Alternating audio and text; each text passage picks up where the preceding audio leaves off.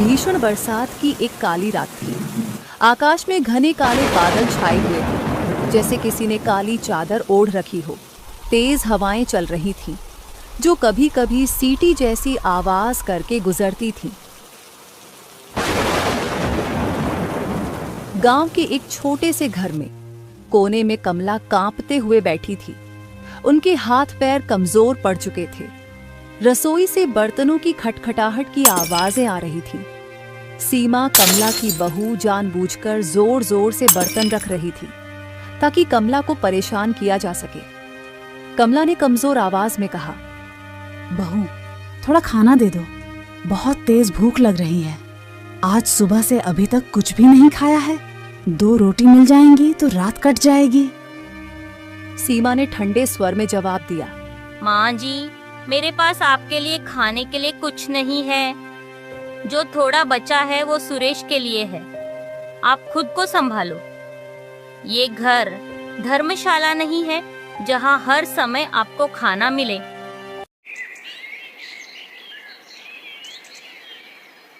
अगले दिन कमला भूख से तड़प रही थी। उसने अपनी बहू सीमा से अपने लिए फिर से खाना मांगा। आप क्या हर वक्त खाना ही खाती रहती है? यहाँ कोई खाना नहीं है। मैंने जो बनाया था वो सब खत्म हो गया। अरे, इस बुढ़िया ने तो परेशान ही कर दिया है। इसे किसी भी तरह इस घर से बाहर निकालना होगा। लेकिन कैसे? मुझे कुछ ऐसा करना होगा कि ये खुद ब खुद इस घर को छोड़कर चली जाए। अगले दिन सीमा ने एक चाल चली। जब सुरेश दोपहर में घर आया तो वह अचानक जोर जोर से रोने लगी। उसने अपनी आंखें लाल कर ली और कांपती आवाज में सुरेश से कहा, सुरेश, अब ये मेरा घर नहीं रहा। अब मैं यहाँ नहीं रह सकती। अब मुझे अपने मायके जाना है। क्या हुआ सीमा? ये सब क्या कह रही हो? कल जब मैंने माँ जी से कहा कि खाना खत्म हो गया है तो उन्होंने मुझे बहुत बुरा भला कहकर अपमानित किया। उन्होंने कहा कि मैं इस घर में रहने लायक नहीं हूँ। क्या सच में माँ ने तुमसे ऐसा कहा? रुको, मैं अभी जाकर माँ से पूछता हूँ। ये सब सुनकर सुरेश का गुस्सा 7वें आसमान पर पहुंच गया। वह तुरंत अपनी माँ के पास गया और बोला, माँ, ये सब क्या हो रहा है? आप सीमा से ऐसा व्यवहार कैसे कर सकती हैं? कमला ये सब सुनकर हैरान हो गई। बेटा, तुम ये क्या कह रहे हो? मैंने ऐसा कुछ नहीं किया। ये सब झूठ है। झूठ? तो क्या मैं झूठ बोल रही हूँ? कल आपने साफ साफ कहा था कि मैं इस घर के लायक नहीं हूँ। सुरेश बेटा, मैं सच बोल रही हूँ। मैंने बहू से ऐसा कुछ नहीं कहा। सीमा ये सब झूठ बोल रही है। झूठ? तो अब आप मुझे झूठा भी कहोगी? सुरेश ने उन दोनों को शांत करने की कोशिश की। तुम दोनों अब शांत हो जाओ और इस घर में शांति से रहो। मुझे परेशान मत करो। मैं जा रहा हूं। खेत पर जाने का समय हो गया है।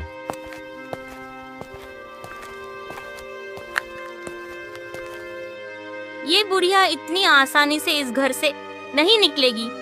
मुझे कुछ ऐसा करना होगा जिससे सुरेश इसे घर से निकालने के लिए मजबूर हो जाए। हाँ, मुझे इसे गुस्सा दिलाना होगा ताकि यह कोई गलत कदम उठाए और हमें इसे निकालने का मौका मिल जाए।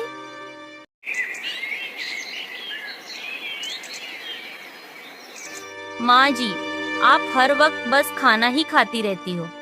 काम तो आपसे कुछ होता नहीं है। बस बैठे बैठे खाओ और पैसे उड़ाओ। घर के किसी काम में भी मदद नहीं करती। तुम्हारी वजह से मैं दिन रात काम में लगी रहती हूँ। बहू, क्या हुआ है? तुम ऐसा क्यों कह रही हो? ये सब सुनकर सुरेश अपने कमरे से बाहर आता है। सीमा उसके पैरों की आहट सुन लेती है और जोर से चिल्लाते हुए झूठ बोलने लगती है। आपने मुझे थप्पड़ मारा। हे भगवान, इस औरत ने मुझे इस उम्र में थप्पड़ मार दिया। हे भगवान, तू ही इंसाफ कर। क्या बहू, मैंने तुम्हें थप्पड़ नहीं मारा। क्या हुआ? तुम दोनों ने कैसे शोर मचा रखा है? देखो सुरेश, माँ जी ने मुझे थप्पड़ मारा है। सुरेश पागलों की तरह चिल्लाया। माँ, आप सीमा के साथ ऐसा कैसे कर सकती हो? आपने उसे थप्पड़ तक मार दिया है। ये कैसा व्यवहार है? बेटा, मैंने ऐसा कुछ नहीं किया। ये सब झूठ है। मैंने कभी सीमा को छुआ तक नहीं है। वो झूठ बोल रही है। मैं झूठ बोल रही हूँ? देखो सुरेश, माँ जी अब मुझे झूठा भी ठहरा रही है। बस माँ, आपकी हरकतों से मैं तंग आ चुका हूँ। अब आप अपने रहने का इंतजाम कहीं और कर लीजिए। ये मेरा घर है। आप आज ही यहाँ से चली जाएं, अभी। कमला की आंखों से आंसू बहने लगे।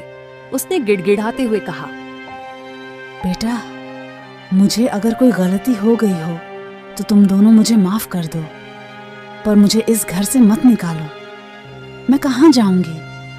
इतनी बरसात में मैं इस उम्र में कहाँ जाऊंगी? तुम्हारे सिवा मेरा इस दुनिया में कौन है? क्या तुम्हारे दिल में अपनी माँ के लिए इतनी सी भी जगह नहीं बची है? माँ, ये मेरा घर है और इस घर में जो मैं कहूंगा वही होगा। अब इस घर में तुम्हारे लिए कोई जगह नहीं है। अभी इस घर से बाहर निकलो। अरे सुरेश, ये तुम्हारी माँ है। क्या तुम्हें उन पर जरा सा भी तरस नहीं आता? तुम उन्हें इस हालत में कैसे छोड़ सकते हो? क्या तुम्हें नजर नहीं आता? उनकी तबीयत खराब हो जाएगी, वो बीमार पड़ जाएंगी। आप चुप रहिए। ये मेरे घर का निजी मामला है और मैं नहीं चाहता कि मेरे घर के मामलों में बाहर वाला कोई कुछ बोले। बेटा, क्या तुमने कभी सोचा कि एक बूढ़े माँ बाप को इस उम्र में अपने बच्चों की कितनी जरूरत होती है? ये घर ही तो मेरी जिंदगी है, मेरा सब कुछ है। आज तुम सब कुछ मुझसे छीन रहे हो। लेकिन सुरेश ने अपनी माँ की एक न सुनी। उसने अपनी माँ को घर से बाहर धकेल दिया, जैसे कोई अनचाहा सामान फेंक रहा हो। इस घर को मैंने और सुरेश के पिता ने अपने खून पसीने की मेहनत से बनाया था। आज वही घर सुरेश और उसकी बहू ने मुझसे छीन लिया। लगता है मेरा वक्त ही खराब है। कमला रोते हुए भारी कदमों से अपने घर से चली जाती है।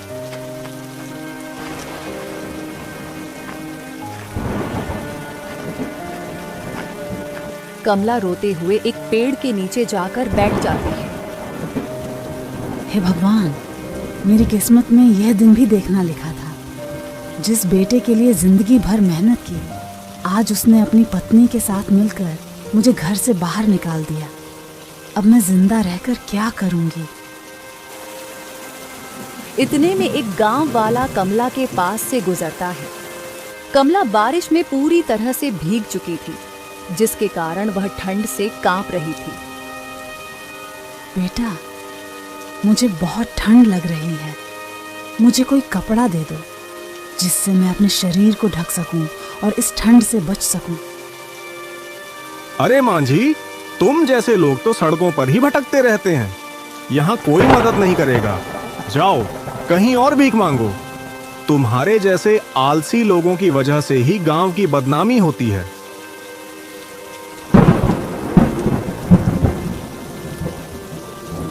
कमला निराश होकर उस पेड़ के नीचे बैठी रही।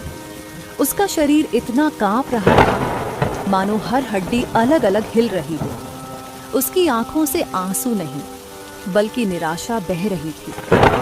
वह रात भर सर्दी से लड़ते हुए वहीं बैठी रही। सुबह होते होते कमला की हालत और खराब हो गई थी।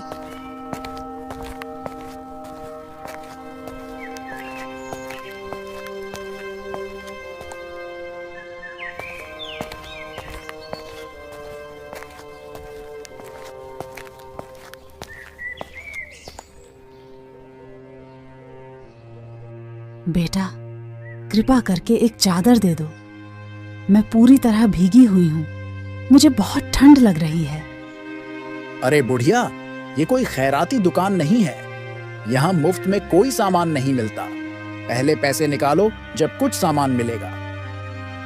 बेटा, मेरी मदद कर दो। इस उम्र में मैं कहाँ से पैसा लेकर आऊंगी? दुकानदार अपनी दुकान के अंदर चला जाता है।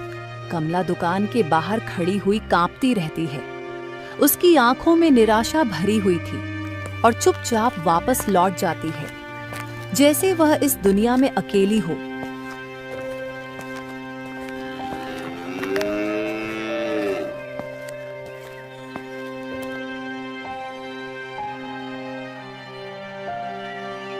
अब मैं क्या करूं?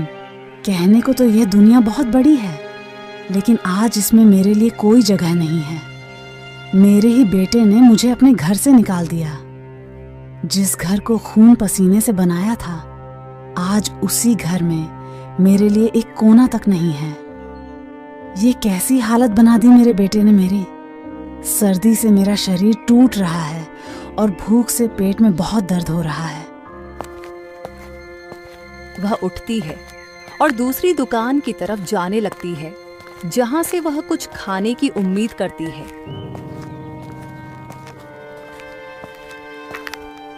वह धीरे धीरे चलते हुए गांव की मुख्य सड़क पर खाने की एक दुकान पर पहुंच जाती है। बेटा, बहुत तेज भूख लग रही है, कुछ खाने को दे दो। 2 दिन से एक दाना भी नहीं खाया। भगवान तुम्हारा भला करेगा। बुढ़िया, मैंने क्या तेरे लिए यहाँ कोई भंडारा खोल रखा है? यहाँ तेरे लिए कोई मुफ्त का खाना नहीं है। अब यहाँ से निकलो। बेटा, थोड़ा सा भी कुछ खाने को दे दो। 2 दिनों से कुछ नहीं खाया है। ठंड से शरीर काम नहीं कर रहा है। अब भूख के कारण खड़ा नहीं हुआ जा रहा है। अरे जाओ यहाँ से। सुबह सुबह भीख मांगने आ जाते हैं लोग। भीख मांगने के बजाय कोई काम क्यों नहीं कर लेती? जिंदगी भर आराम किया होगा, अब भुगतो। कमला की आंखों में आंसू भरे हुए थे और ठंड से कांपते हुए वह वहीं खड़ी रहती है। उसके चारों तरफ लोग आते जाते रहते हैं, लेकिन कोई भी उसकी मदद नहीं करता। वह उसे देखते हैं, लेकिन डर के कारण कोई भी उसकी मदद करने का साहस नहीं जुटा पाता। देखो भाई, हम क्या कर सकते हैं? वह तो सुरेश की माँ है। देखो बेचारी की कैसी हालत हो गई है। लेकिन हम कर भी क्या सकते हैं? अगर हम उनकी मदद करेंगे तो सुरेश हमसे नाराज हो जाएगा। वो बहुत गुस्से में रहता है। हमें कोई फालतू की परेशानी नहीं चाहिए। सही कहा तुमने। सुरेश और उसकी पत्नी का व्यवहार बहुत खराब है।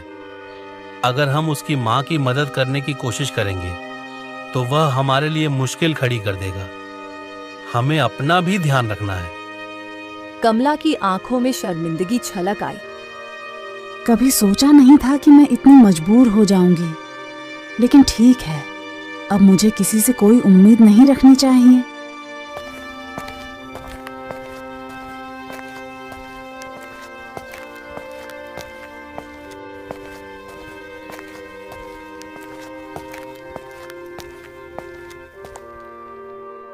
बेटा, कुछ खाने के लिए मदद कर दो। 2 दिन से पेट में अन्न का एक दाना नहीं गया है। भगवान तुम्हारा भला करेगा। अरे ठीक ठाक तो लग रही हो मांझी। इतनी भी बूढ़ी नहीं हुई हो कि कोई काम ना कर सको। भीख मांगने के बदले कोई काम धंधा क्यों नहीं कर लेती? सही कहा। यहाँ भगवान का नाम रटने से कुछ नहीं मिलेगा। जाओ किसी मंदिर में जाकर बैठो, वहां कुछ ना कुछ भीख मिल ही जाएगी। तुम दोनों चुप रहो। तुम लोगों को शर्म नहीं आती? अगर दूसरे का दुख नहीं समझ सकते तो कम से कम ताने तो मत मारो। ऐसा वक्त किसी के भी जीवन में आ सकता है।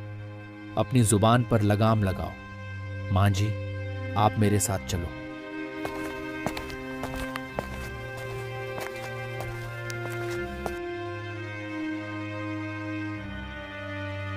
मां जी, ये लो, खाना खाओ।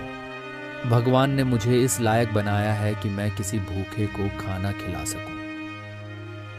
उस व्यक्ति ने कमला को गर्म गर्म खाना दिया। बेटा, तुमने न सिर्फ मेरी भूख मिटाई, बल्कि मुझे इंसानियत का असली मतलब भी समझाया। भगवान तुम्हें खुश रखे। कुछ दिन ऐसे ही बीते। कई दिनों तक कमला खुले आसमान के नीचे बरसात सहती रही। भगवान ने चाहा तो यह वक्त भी गुजर जाएगा। मेरा शरीर चाहे टूट कर बिखर जाए, लेकिन मैं अपने मन को हारने नहीं दूंगी। मुझे फिर से खड़ा होना है। मैं दिन रात मेहनत करूंगी और अपनी मेहनत के दम पर फिर से सब कुछ प्राप्त करूंगी। इस तरह दूसरों के भरोसे कब तक जिंदगी कटेगी? मुझे अपनी परेशानियों से खुद लड़ना होगा। अगर मैंने कुछ नहीं किया तो यह दुनिया मुझे जीने नहीं देगी।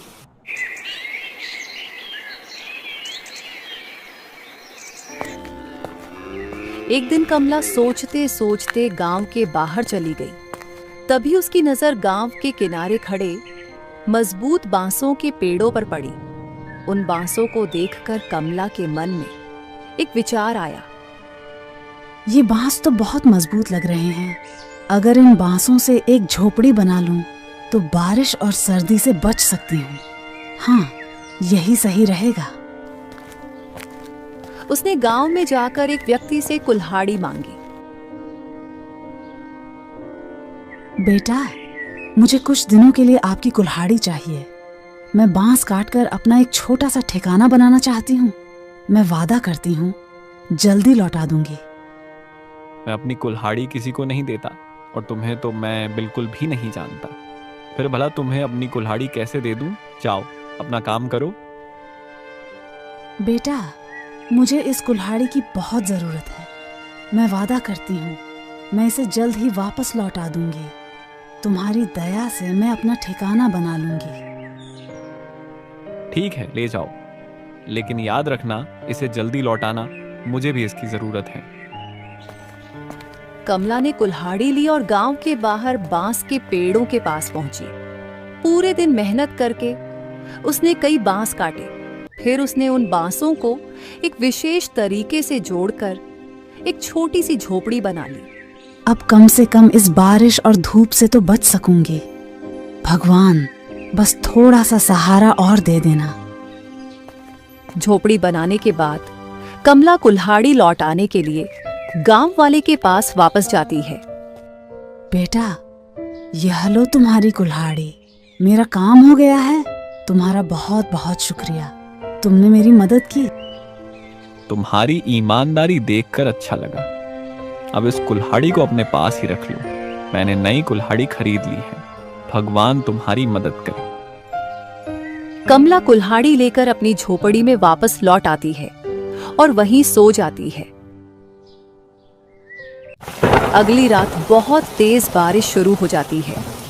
बांस की झोपड़ी के बीच से पानी अंदर टपकने लगता है। ठंड की वजह से कमला कांपने लगती है। यह कैसे हो गया? मैंने तो झोपड़ी को अच्छी तरह बनाया था, फिर भी झोपड़ी के अंदर पानी टपक रहा है। मुझे इन छेदों को बंद करना होगा, वरना इस झोपड़ी का भी कोई फायदा नहीं होगा। कमला जंगल की तरफ जाने लगती है।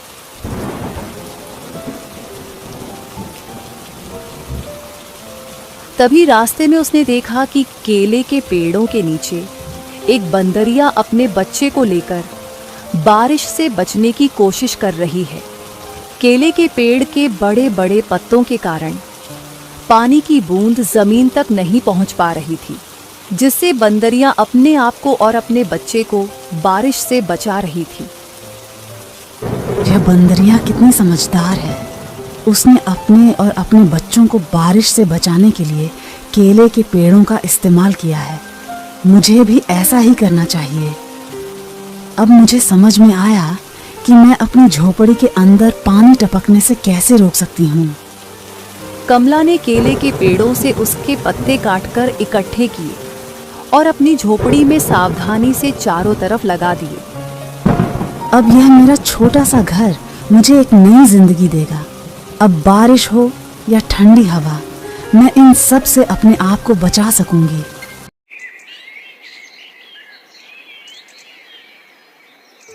अगले दिन गांव वाले जब यह देखने आए तो वो सब कमला का मजाक उड़ाने लगे। अरे देखो तो, ये बुढ़िया पागल हो गई है। इसने बांस और केले के पत्तों से घर बनाया है। इस उम्र में लोग आराम करते हैं और यह पागल बुढ़िया झोपड़ी बनाने में लगी हुई है। हद है। तुम सब लोग चाहे जो भी कहो, लेकिन मुझे पता है कि मैंने क्या बनाया है। मेरी मेहनत और विश्वास ही मेरी सबसे बड़ी ताकत है। कुछ दिनों बाद बहुत तेज बारिश होने लगी, लेकिन इस बार कमला अपने बांस और केले के पत्तों से बने घर में सुरक्षित थी। लेकिन इस बारिश के कारण सुरेश की हालत बहुत खराब थी। सुरेश के खेत की फसल पककर कटने को तैयार थी। सुरेश घर बैठा बारिश के रुकने का इंतजार कर रहा था कि बारिश रुके और वह अपने खेत की फसल काटे।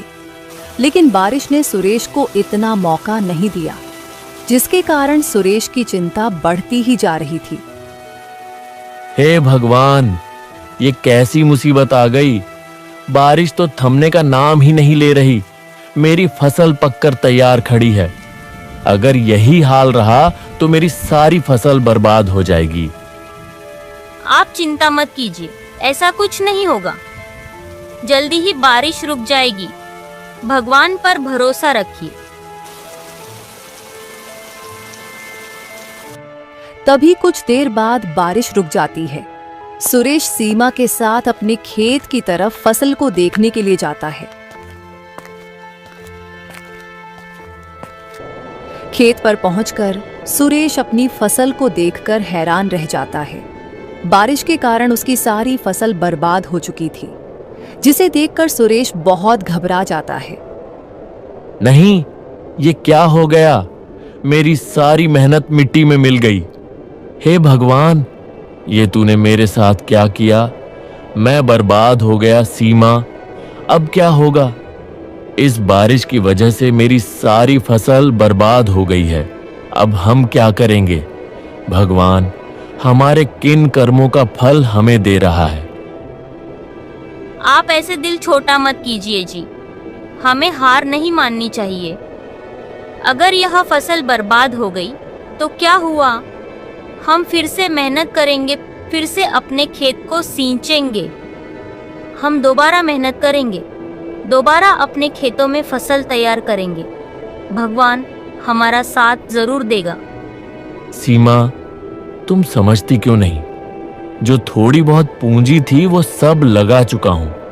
अब नया बीज, नई खाद कहां से लाऊं?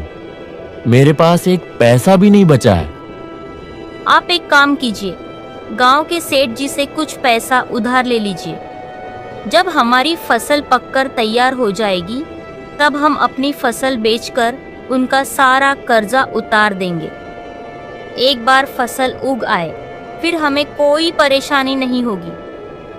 तुम सही कह रही हो सीमा। अब हमारे पास केवल यही रास्ता बचा है।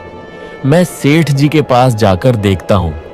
अगर उन्होंने कुछ धन उधार दे दिया तो मैं दोबारा से मेहनत करके अपने खेत में नई फसल तैयार करूंगा। सुरेश के पास अब कोई और रास्ता नहीं था। सुरेश डर के बावजूद गांव के सेठ से उधार लेने का फैसला करता है। भारी मन और डरते हुए वह गांव के सेठ जी के पास पहुंच जाता है। अरे सुरेश, इतने दिन बाद कैसे आना हुआ? सेठ जी, मुझे आपकी एक मदद चाहिए। मदद? अरे बोलो बोलो, कैसी मदद चाहिए? सेठ जी, आप तो जानते ही हैं, कई दिनों से लगातार बारिश हो रही है। मेरी पूरी फसल इस बारिश में बर्बाद हो गई है। मेरे पास अब कुछ भी नहीं बचा। मुझे अपने खेत में फिर से फसल बोनी है, लेकिन मेरे पास बीज और खाद के लिए पैसे नहीं हैं। कृपया मुझे कुछ धन उधार दे दीजिए। मैं फसल तैयार होते ही आपका कर्ज ब्याज समेत चुका दूंगा।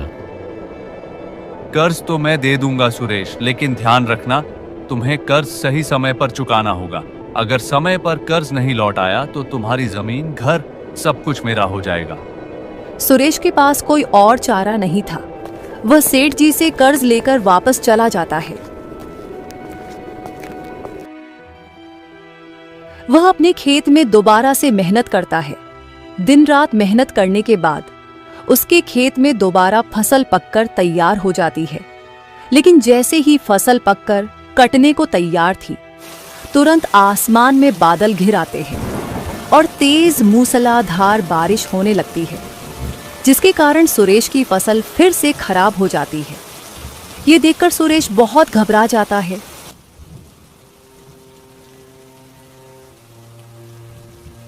यह तो बहुत बुरा हो गया। मेरी सारी फसल फिर से बारिश के कारण खराब हो गई है और कर्ज भी बढ़ता जा रहा है। अब मैं यह सारा कर्ज कहां से चुकाऊं? यह कर्ज दिन ब दिन बढ़ता जा रहा है। अब कुछ नहीं बचा। सीमा, ये क्या हो गया? हमने ऐसा तो नहीं सोचा था। हे भगवान, हमारे साथ ये क्या हो रहा है? ये कर्ज तो हमारी सारी मेहनत और दौलत को यूं ही खा जाएगा। अब क्या होगा? हमारी आखिरी उम्मीद भी खत्म हो गई।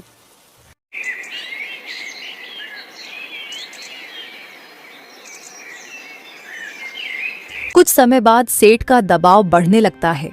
वह सुरेश के दरवाजे पर आ धमका।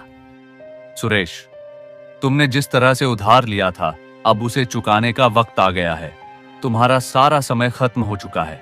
अब या तो मुझे मेरा सारा धन वापस करो, वरना मैं तुम्हारी संपत्ति को बेचकर अपना धन वसूल लूंगा।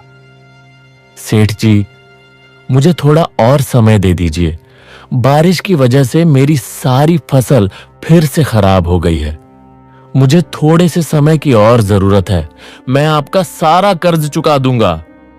अब और कोई बहाना नहीं चलेगा सुरेश। अब तुम्हें अपनी सारी संपत्ति को बेचकर मेरा सारा कर्ज चुकाना होगा। पर सेठ जी, अब मेरे पास क्या बचा है? मेरा तो सब कुछ बर्बाद हो गया है। अब मैं यह कर्ज कैसे चुकाऊं? सुरेश, तुम्हारी हालत के बारे में पूरा गांव जानता है। अब तुमसे मुझे यह घर खाली करवाने में जरा भी देर नहीं लगेगी। कल तक यह घर खाली हो जाना चाहिए। इतना कहकर सेठ वहां से चला जाता है। सुरेश और सीमा एक दूसरे की तरफ बेबस नजरों से देखते हैं। ये सब मेरे कर्मों का फल है। अगर मैंने माँ जी के साथ इतनी बदतमीजी नहीं की होती और उनका आशीर्वाद हमारे साथ होता, तो हमें आज ये दिन ना देखना पड़ता। मुझे भी अपनी गलती का एहसास हो गया है सीमा। माँ को घर से निकालकर मैंने सबसे बड़ा पाप किया है। अब उनके पास जाकर उनसे माफी मांगने के सिवा हमारे पास कोई रास्ता नहीं है। अगर उन्होंने हमें माफ नहीं किया तो हमने उनके साथ बहुत गलत किया है। माँ का दिल बहुत बड़ा है। मैं जानता हूँ वह हमें जरूर माफ कर देंगी। हमें उन्हें ढूंढना होगा। सुरेश और सीमा माँ को ढूंढने के लिए सड़क पर निकल पड़ते हैं। दोनों भूखे प्यासे अपनी माँ को ढूंढते रहते हैं।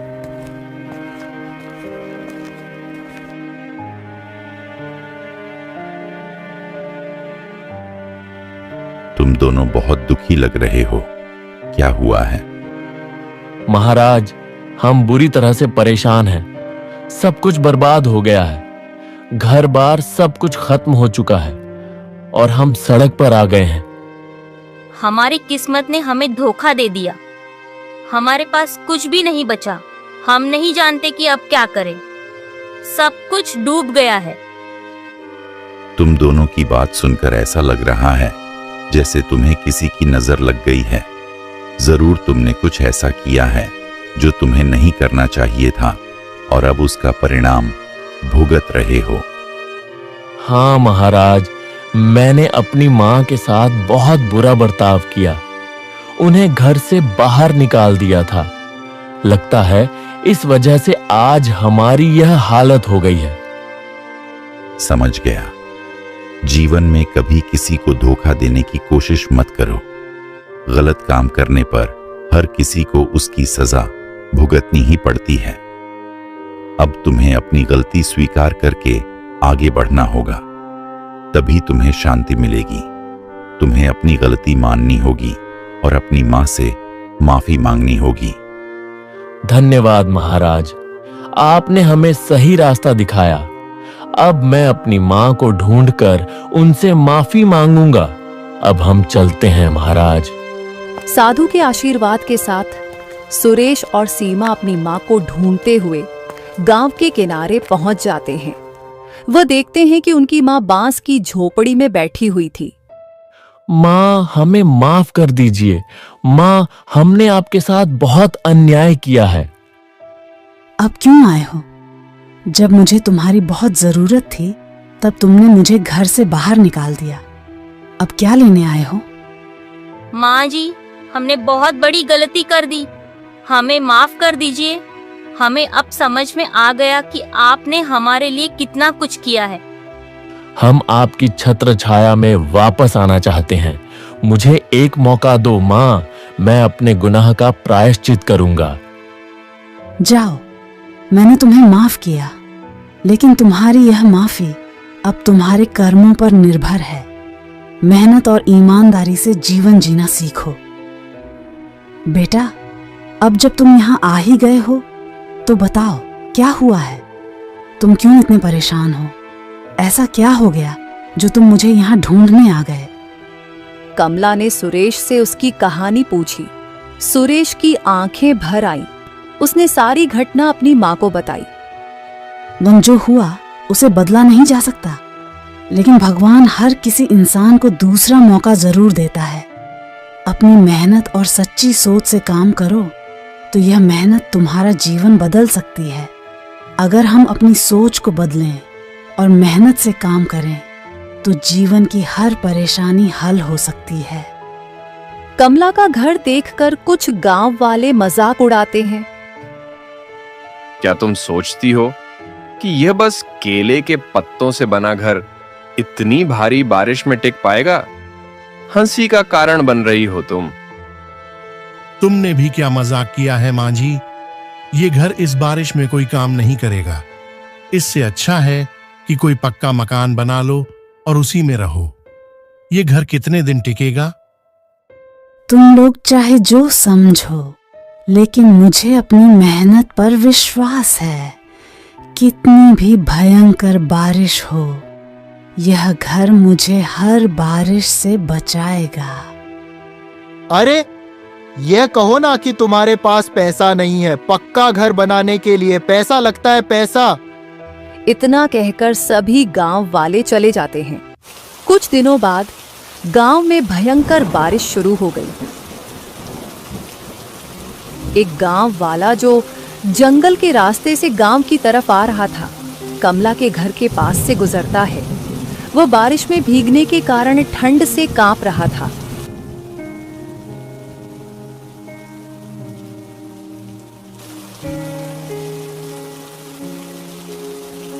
अरे बेटा, इतनी तेज बारिश में तुम बाहर क्यों खड़े हो?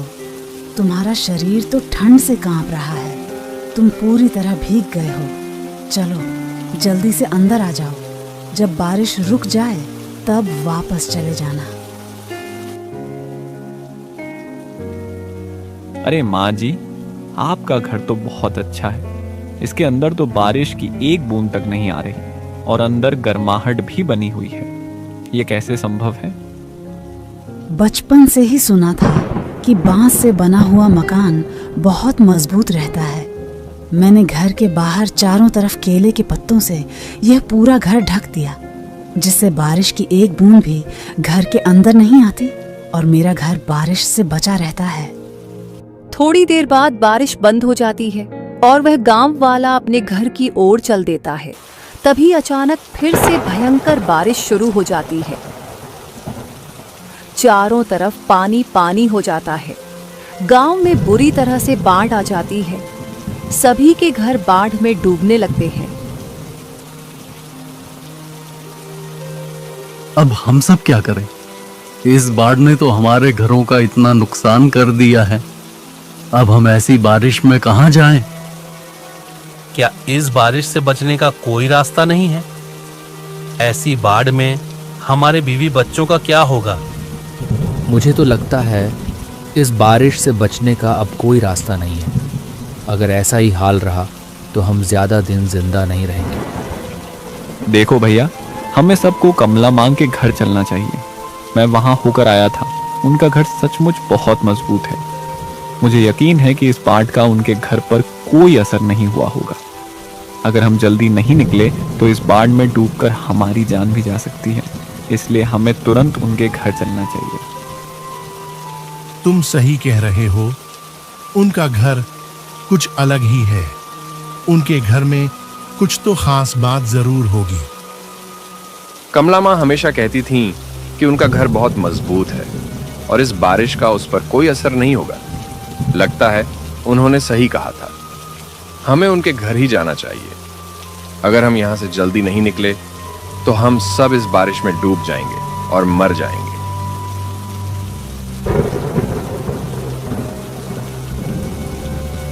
मां जी, हमें बचा लो, हमारी मदद करो।